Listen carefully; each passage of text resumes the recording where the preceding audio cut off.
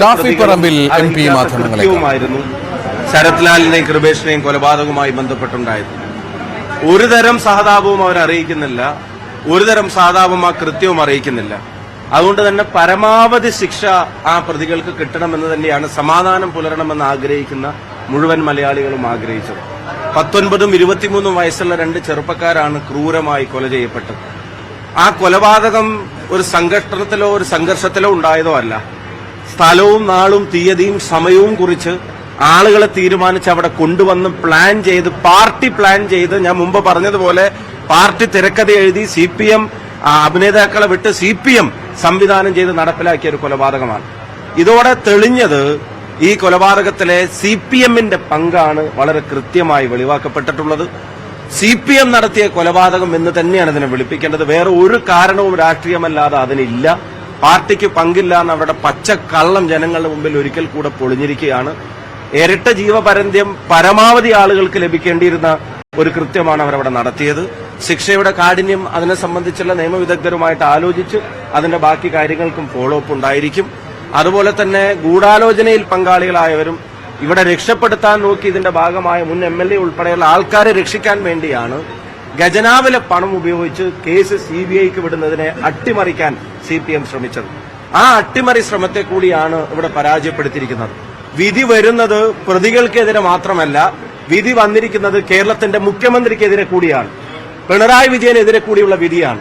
കാരണം ഈ വിധി അവരുടെ മേലെ വരാതിരിക്കാനായിരുന്നു അദ്ദേഹം പരിശ്രമിച്ചത്. ആ മുഖ്യമന്ത്രി പദവി ദുരുപയോഗം ചെയ്ത് ജനങ്ങളുടെ നികുതിപ്പണത്തെ ദുരുപയോഗം ചെയ്ത് ഈ ക്രിമിനലുകളെ രക്ഷിച്ചെടുക്കാൻ ശ്രമിച്ച അദ്ദേഹത്തിനുള്ള തിരിച്ചടിയാണ്, പിണറായി വിജയനുള്ള തിരിച്ചടിയാണ് ഈ വിധി എന്ന് പറയാതിരിക്കാൻ കഴിയില്ല. കൂടുതൽ കാര്യങ്ങൾ വക്കീലുമായിട്ടും അവിടുത്തെ മറ്റ് അതിന്റെ കാര്യങ്ങൾക്ക് നേതൃത്വം നൽകിയ ആളുകളുമായി സംസാരിച്ചിട്ട് വിധിയെപ്പറ്റി കൂടുതൽ കാര്യങ്ങൾ പ്രതികരിക്കും. എന്താണെങ്കിലും ആ കുടുംബം അനുഭവിച്ചത് ഇത്രയും നാള്, അതുപോലെ തന്നെ ഈ കേസുമായി ബന്ധപ്പെട്ട് പാർട്ടി എടുത്ത ഇനീഷ്യേറ്റീവ്, അവർക്ക് അനർഹമായതൊന്നും അവർക്ക് ലഭിക്കാതിരിക്കാൻ കാണിച്ച ജാഗ്രത, ഈ കേസിന്റെ ഉടനീളം അത് കണ്ടിട്ടുണ്ട്. CBI കോടതിയിൽ അപ്പിയർ ചെയ്ത വക്കീൽ ഉൾപ്പെടെയുള്ള അഭിഭാഷകരുടെ ടീം അവരെല്ലാവരും നീതിക്ക് വേണ്ടി കഠിനമായി അധ്വാനിച്ചിട്ടുണ്ട്. കേരളം കാത്തിരുന്നതാണ് പ്രതികൾക്ക് പരമാവധി ശിക്ഷ.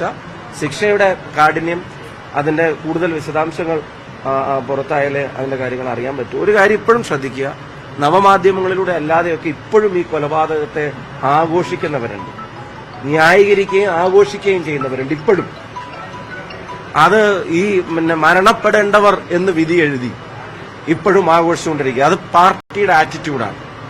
കാരണം ഗവൺമെന്റ് തന്നെ ക്രിമിനലുകളുടെ രക്ഷയ്ക്ക് വേണ്ടി കോടിക്കണക്കിന് രൂപ നികുതി പണം ഉപയോഗിക്കുന്നത് കാണുമ്പോൾ അണികൾക്ക് കിട്ടുന്ന മെസ്സേജ് എന്ത് വില കൊടുത്തും സംരക്ഷിക്കേണ്ടത് ഈ പ്രതികളെയാണ് എന്നുള്ളതാണ്. ഗുണ്ടകളുടെ വസന്തകാലമാണ് ഈ ഭരണം എന്നുള്ളത് ഒരിക്കൽ കൂടി തെളിഞ്ഞു. അതിനെതിരായിട്ടാണ് വിധി വന്നിരിക്കുന്നത്. ആവർത്തിച്ച് ഞാൻ പറയുന്നു, പ്രതികൾക്കെതിരെ മാത്രമല്ല, ഇത് കേരളത്തിന്റെ മുഖ്യമന്ത്രിക്കെതിരെ കൂടെ വന്ന വിധിയാണ്. ഇനിയെങ്കിലും ആ ഖജനാവിലേക്ക് ചെന്ന, ഖജനാവിൽ നിന്ന് ഒഴുക്കിയ സാധാരണ ജനങ്ങളുടെ നികുതി പണം തിരിച്ചടക്കാൻ CPM തയ്യാറാവണം. സ്റ്റേറ്റിന്റെ ഒരു ഗുണത്തിനും വേണ്ടി ചെലവഴിക്കപ്പെട്ട പണമല്ല അത്, പൂർണ്ണമായും പാർട്ടി ക്രിമിനലുകളുടെ താല്പര്യത്തിന് വേണ്ടി ചെലവഴിക്കപ്പെട്ടതാണ്. അതുപോലെ ഒരു കാര്യം കൂടെ പറഞ്ഞ് ഞാൻ അവസാനിപ്പിക്കുകയാണ്. അവിടുത്തെ വക്കീലിന്റെ കാര്യം നിങ്ങൾക്കറിയാം, CK ശ്രീധരൻ.